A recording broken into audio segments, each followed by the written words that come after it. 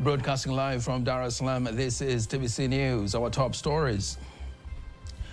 New zeal as CEO Forum 2024 ends in Arusha.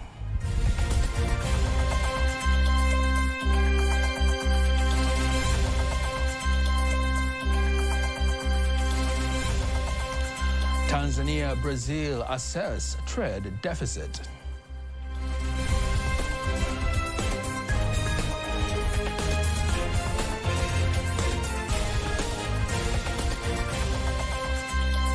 Present here to find business opportunities.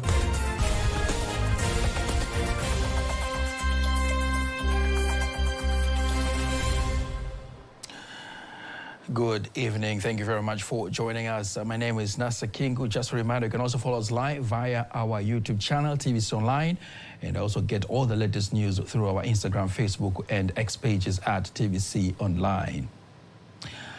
Prime Minister Kassim Majaliwa urges healthcare providers in the East African Community member states to remove barriers that hinder patients from seeking treatment within the East African region. Majaliwa made the call during the 12th East Africa Healthcare Federation Conference 2024 held in Dar es Salaam.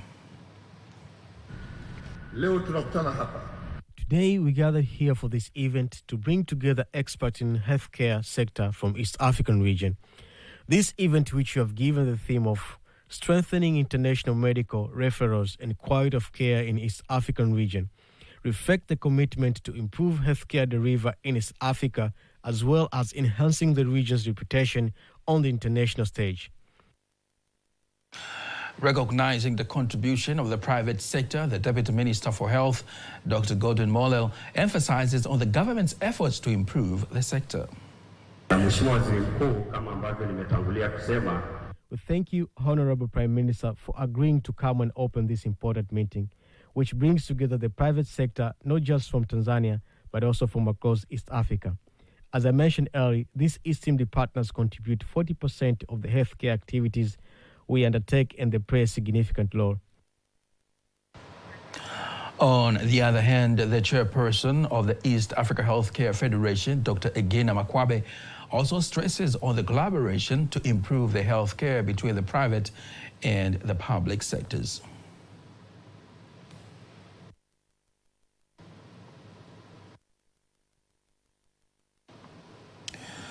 The Chief Secretary, Dr. Moses Kusiluka, has directed the Chief Executive Officers and Board Chairpersons of the public institutions to adhere to the principles of drafting contracts, as well as managing the use of public funds for the interest of the country. The Chief Secretary issued the directive while closing the second meeting of the Chief Executive Officers and Board Chairmen of the public institutions in Arusha, insisting on consulting countries' Attorney General's office on ambiguous contract matters that may lead to disputes. Here is a report by Sechela Kongola, read by Faithan Gaga. Board chairpersons and chief executive officers of public institutions who had convened for the second working session in Arusha have concluded the meeting and agreed on several issues to be implemented. The Chief Secretary, Dr. Moses Kusiluka, directs the leaders to implement the instructions given by President Samia Suluhu Hassan, as well as comply with the law, especially on drafting contracts. We have a huge challenge on the aspect of contracts, even though in our institutions we have legal departments, but this issue still persists. And in accordance with the law, we have to engage the Attorney General in all legal matters so that everything we do goes well. Dr. Moses Kusiluka emphasizes on integration of the government ICT systems. Let us strengthen the communication systems within our institutions and between one institution and another in order to increase efficiency. The Insurance Commissioner, Dr. Bagayo Sakware, speaking on behalf of the Chief Executive Officers of public institutions, vows to execute the President's directives, including managing nation's resources. We shall protect national properties wholeheartedly and carefully, and we shall conduct risk management. And when necessary, I believe all institutions shall be covered with insurance packages. Some board chairmen and CEOs stress on executing duties more effectively to achieve the goal. mpango wa TARURA kwamba kila mwaka lazima tuendelee kuongeza network ya. It is within TARURA's plan to increase the tarmac road network and other types of roads so that they can be long-lasting. As leaders of various institutions, we must have similar plans, and we must seek development stakeholders with the same plans as us. For the year 2023, trade volume statistics show that Tanzania's exports to Brazil remain minimal, estimated to be $0.1 million in value, while the import of goods from Brazil to the country increasing to $80 million. Here are more details. These statistics were given by the Minister of Industry and Trade, Selemani Jafo, during the meeting that brings together businessmen and women from Brazil and Tanzania, aiming at discussing how to improve the balance of trade between the two countries. In the meeting, Tanzania has assured investors from Brazil of the presence of reliable markets, while the ambassador of Brazil in Tanzania, Gustavo Martins, insists that investors from his country are more interested in investing in the tourism sector. Up to now, our trade statistics have not been satisfactory. For example, in 2023, we exported goods worth USD 0.1 million, while our counterparts exported between 64 million USD and 80 million USD. Therefore, through this meeting, we'll discuss ways to improve the trade balance between us. Na kwenye sekta hiyo ya kilimo, in the agriculture sector, there are various steps we have taken, and we have involved the Ministry of Agriculture, which is aware of these measures that the embassy has implemented in Brazil. So some of those companies here want to find local partners and be present here to find business opportunities. But also, we are very keen on finding opportunities for increasing trade from Tanzania to Brazil. You know, we find that there is a lot of missed opportunities. There is lots of products that are done in Tanzania but don't find their market in Brazil yet. So we are trying to expand this part of our agenda as well.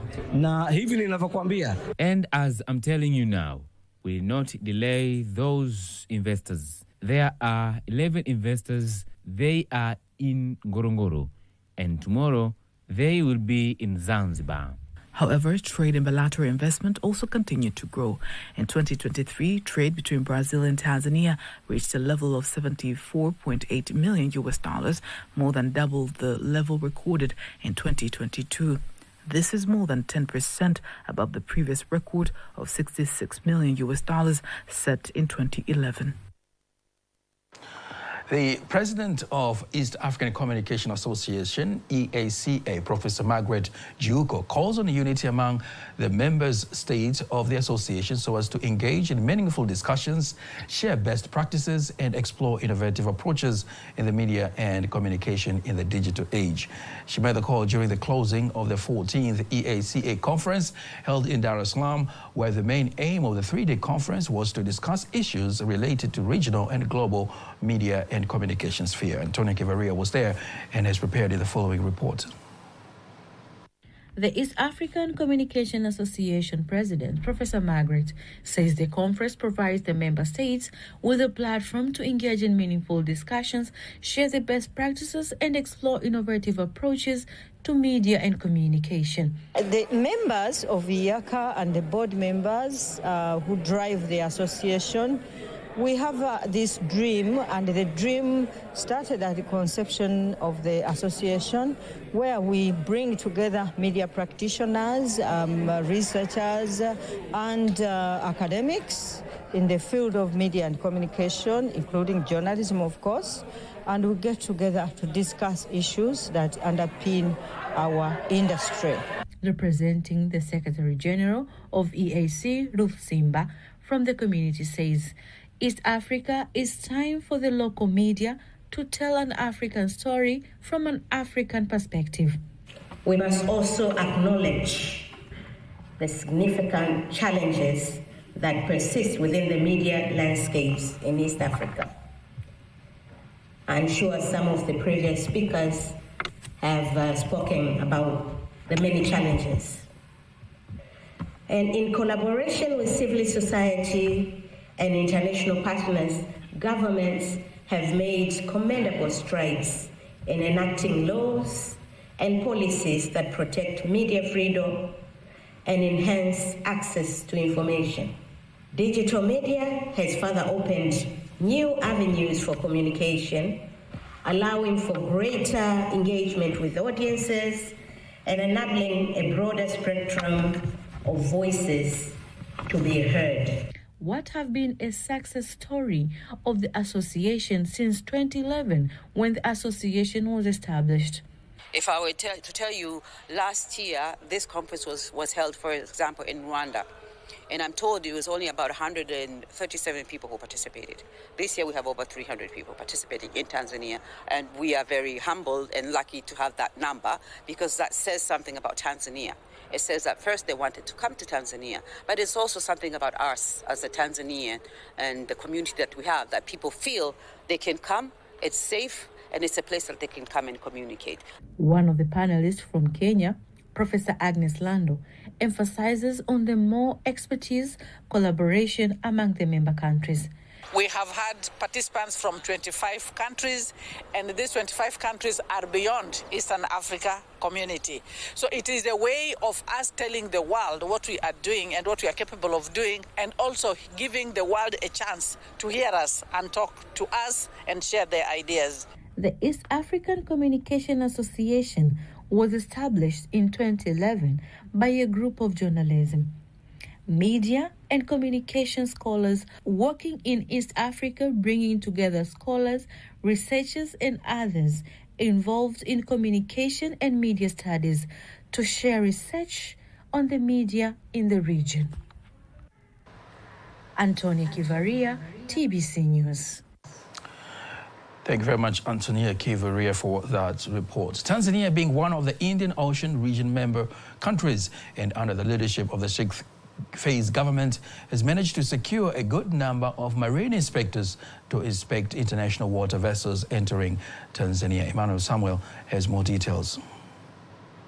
Speaking in Dar es Salaam immediately after the meeting that brings together delegates from more than 20 countries that use the Indian Ocean, the shipping registration and inspection manager from the Tanzania Shipping Agency, TASAC, Engineer Saidi Kayeneka, says through the local marine inspectors, more than 300 vessels have been successfully inspected. Our performance we have witnessed. So I really, as TASAC member and as a manager of our ship registration and surveys, I would like to thank the government, especially President Samia Suluhu Hassan, for allocating the budget, also for giving permission to these Port State Control officers who have attended the trainings and ensured that we are continuing to implement this MOU, as Tanzania is a part of this MOU. So right now we are happy that the number have increased, but the number is not important. The importance is to ensure that all vessels which enters into our Tanzanian waters are safe, secure, and also the marine environment is protected from the oil spill or oil pollution. The official guest of honor at the meeting is Deputy Permanent Secretary, Minister of Infrastructure, Communication and Transport in Zanzibar, Makame Haji. Distinguished participants, ladies and gentlemen, over the past of these 5 days, we are self-confident that you have been engaged in a fruitful discussions, shared valuable insights, and addressed the pressing challenges that confront our maritime industry. We believe that dialogue has been underscored the critical importance of ratifying international maritime organization instruments by all member countries. Doing so will significantly enhance the scope of port state control inspections, ensuring vessels visiting our ports meet the highest safety and environmental standards. We also recognize the need for continuous training of our port state control officers. Some of the members representing various countries also commented on the success of the meeting. This is the annual meeting, which was done every year arranged by our host countries, one of the member authorities. So this was the turn of Tanzania to arrange the meeting. And it was 25-year celebration, so most memorable. So it will be remembered by all of us across the world, by our observer from Paris MOU, Tokyo MOU, Caribbean MOU, Black Sea MOU, Abuja MOU. So we have celebrated all togetherly for this 25-year celebration, along with our annual PSC committee meeting. Cooperation is very important on the issues of port state control, because we all have the same goal under the IMO, which is the International Maritime Organization.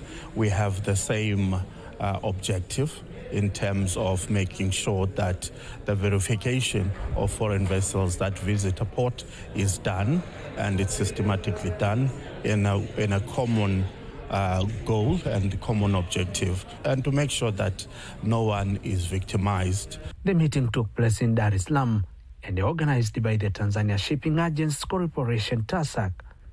Emmanuel Samuel, TBC News. Markets resulting from the cultivation of vegetables and fruits are reported to have generated 6 million jobs and reached 8 million of foreign currency of value. A step that comes from various efforts made by the government to put emphasis in the agricultural sector. Here are more details. Speaking during the launch of the Farm to Market Efficiency Project, the project manager of the Taha Fruits and Vegetables Institute, Anthony Chamanga, says the project will help the farmers overcome various challenges facing the agricultural sector, especially vegetables and fruits, including finding reliable markets.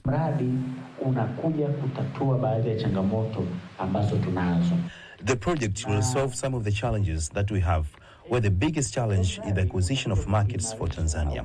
The companies that export products are very few. Through Accelerator Funding, we are enabling these 12 organizations to get various funding opportunities. In these projects, we are looking at opportunities that will affect young people, women, and small farmers. The Assistant Director, Crop Development Department, Ministry of Agriculture, Justa Katunzi, says the government has been losing more than $1 billion in the loss of crops. So through the project, it will be able to solve the challenge and secure markets for the crops. The loss of crops has led to the loss of $1.7 billion. Our aim is by 2030, we should be able to sell at least $5 billion that will be available for selling crops abroad. From the Arusha region, now we move to the Iringa region, where the region is closely monitoring the activities of the non-governmental organizations to ensure that they adhere to the country's policies and moral values. The remarks have been made by the development officer of the Iringa region, Saida Mgeni, during an occasion to introduce Youth Self-Employment Skills Project to the executives of the Mafinga and Iringa education centers, where the project will be implemented. Here's a report by Erin Mwakalinga, read by Antonia Kivaria. The Self-Employment Skills Project for young people, implemented by Lira in Africa organization, aims to provide youth with work skills and self-employment skills as effort to support the government in dealing with the lack of employment for young people in the country. Jogea Mgata, a resident of Kilolo, who is one of the beneficiaries of the project, has now organized the youth in his village to engage into basket weaving craft, securing local and international markets. Honestly, my life has really improved. Before doing this job, my life was really difficult, such that I can take care of my family. Project coordinator Gift Mafue says more than 150 young people aged between 15 and 24 who are out of formal education system in Iringa region will have an opportunity to change their lives through the Youth Self-Employment Skills Project. Initially, we had a large number of people, but then we decided to have more efficiency by having a small number of trainees. Part of thanking organization for empowering the youth, the social development officer of the region, Saida Mgeni, cautions the NGO's country's policy and moral values. Last year, we had an organization that had a great write-up that aimed at empowering youth. But then, implementation was completely different. So if the leader attended training, they would have known the discrepancies. Moving on now to the education sector, the Assistant Administrative Secretary of the Kilombero District, Abraham Mwaikira, says the government will continue to collaborate with various development stakeholders as part of improving education in Tanzania, along as creating an enabling environment for young girls in schools through the provision of health education. He made the remarks during the Period Poverty Eradication Initiative event, which was organized by Kilombero Sugar Company. Peter Mganga was there and has prepared the following report. According to UNICEF, only 2 out of 5 secondary schools provide menstrual health education worldwide. Today, Kilombero Sugar Company is here to donate sanitary pads to cane growers' secondary schools. Abraham Mwaikira explains the government's strategies in creating a conducive environment for girls in schools, especially in Kilombero district. We thank Kilombero Sugar Company for the support. At the government, we will continue to create conducive environment for young girls, not only in Kilombero district, but also Tanzania. I urge us as stakeholders to support the government of Tanzania as part of improving academic performance of young girls here in Kilombero. On the other hand, Communication and Stakeholders Relations Manager of Kilombero Sugar Company, Victor Biemera, says they will continue to give back to the community through various projects for the wider interest of the nation. We have been able to support 100 sanitary pads with the intention of keeping the girls at school and also to fight what we call the period poverty.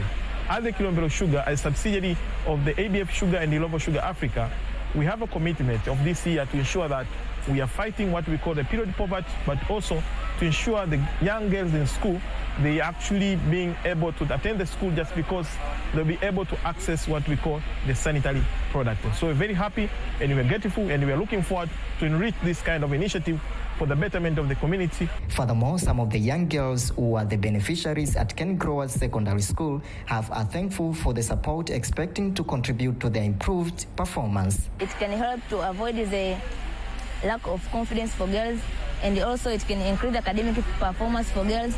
After being supported,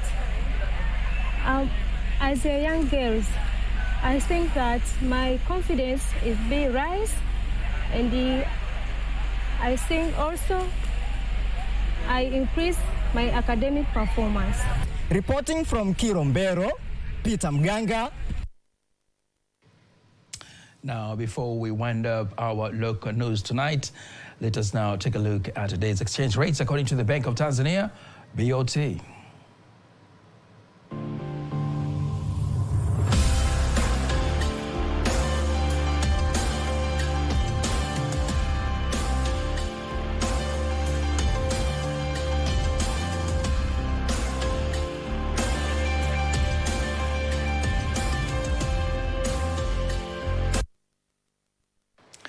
Don't miss TVC News every weekday to know all the latest in exchange rates. Time now for all the latest in international news.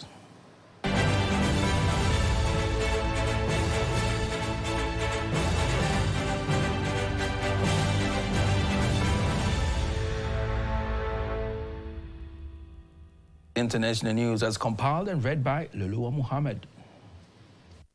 The World Health Organization, WHO, says Israel has agreed to temporarily pause in fighting in Gaza to allow polio vaccination campaign to begin. 1.2 million doses have now been delivered to the Strip. WHO aims to vaccinate 640,000 children younger than 10 years old against the highly infectious disease. Inoculation will take place in 3 areas of the Strip for 3 days, starting in central Gaza on Sunday. According to the World Health Organization spokeswoman, Margaret Harris says the pauses in fighting will barely give aid workers enough time to vaccinate the children. In Haiti, more than 32,000 people, including police, have been reported killed from January to May this year. The Prime Minister of Haiti, Gary Conille, said that police sent from Kenya have launched a joint operation to oust criminal gangs from one of the roughest neighborhoods of Haiti's capital.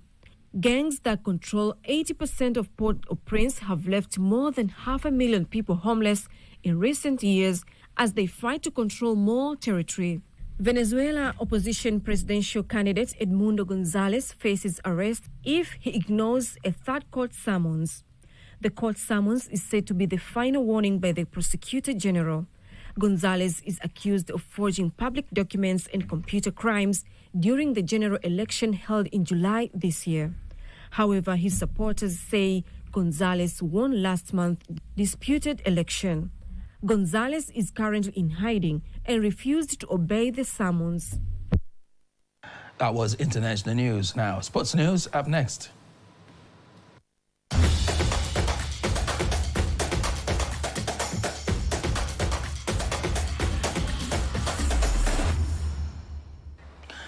In sports news, the Simba Sports Club head coach Fadlu Davids believes that the international friendly match against the Sudan champions Al Hilal is a good test towards CAF Confederation Cup. Head coach Davids adds that Al Hilal team has good experience in continental competitions, and that will provide a good challenge to his squad as he's trying to build a new combination among the new signed players. These matches gives for me an opportunity to see the whole squad. So we will see some changes. Very good test for us. Thank you to the club for organizing this match. We come into the international stage now, and we play against a Champions League team. So it's all in preparation for Al Ahly Tripoli. Our preparation have gone well. There has been Ahua that might not play tomorrow, just precaution in relation to one niggling injury that he has, but the rest are all fit. Al Ahly Tripoli will host the Simba Sports Club in the first leg match of CAF Confederation Cup to be played on September 14th in Tripoli, Libya. JKT basketball team secretary Isakwisa Mwakansope says they are ready to showcase their supremacy against Dar City in the second round of the Dar es Salaam Basketball League that kicks off over the weekend. Isakwisa told TVC News in Dar es Salaam that the high quality of the players of both teams and support from the fans will make the game very tough, but he believes that his team will win. Itakuwa na mvuto kwa sababu inakusanya kwanza. It will be interesting because it's not only bring together young talented individuals, but also gathers famous personalities. This is the only match that unites celebrities from various fields: arts, sports, political leaders, company directors, media leaders. So when you mention the city match, understand that we are referring to the match between Dar City and the nation's team, JKT. Na wenye nchi JKT tumekutana.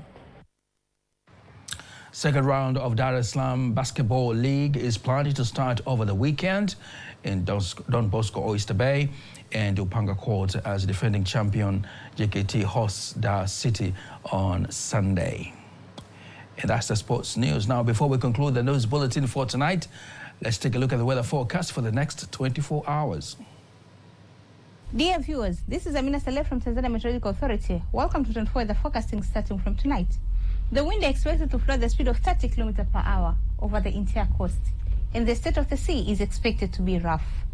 Over the major lakes, the wind is expected to flow at the speed of 30 km per hour, and the state of the lakes are expected to be moderate. Tanzania Meteorological Authority had issued an advisory of large waves reaching 2 meters for the northern coast.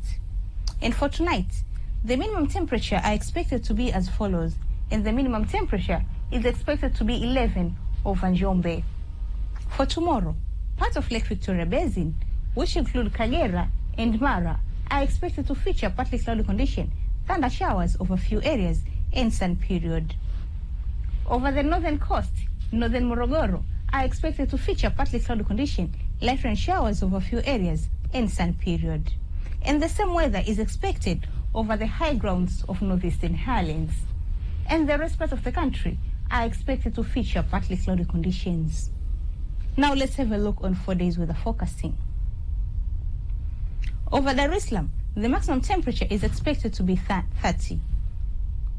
Dodoma, dry condition with a minimum temperature of 17 are expected. Mbeya, dry condition with a minimum temperature of 13 are expected. Mwanza, mainly dry condition is expected. Kilimanjaro, maximum temperature of 30 and minimum temperature of 18 are expected. Over Morogoro, mainly dry condition is expected. Arusha, dry condition with a minimum temperature of 16 are expected. From Tanzania Meteorological Authority, thanks for watching and have a good night. And that marks the end of the news bulletin for tonight. Don't miss our next bulletin in Kiswahili at 11 p.m. On behalf of the whole team, I am Nasa Kingu. Good night and have a beautiful weekend.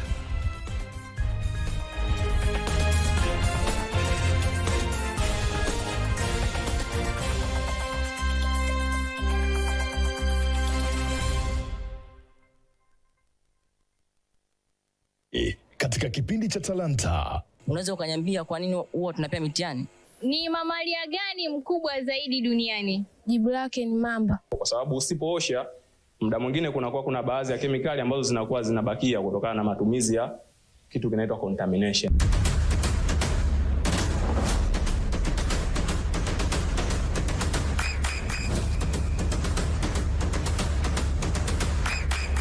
Ni kila siku ya Jumapili saa 5 kamili asubuhi na marudio siku ya Jumanne saa 3 kamili asubuhi hapa TBC1. Unaangalia TBC1, ukweli na uhakika.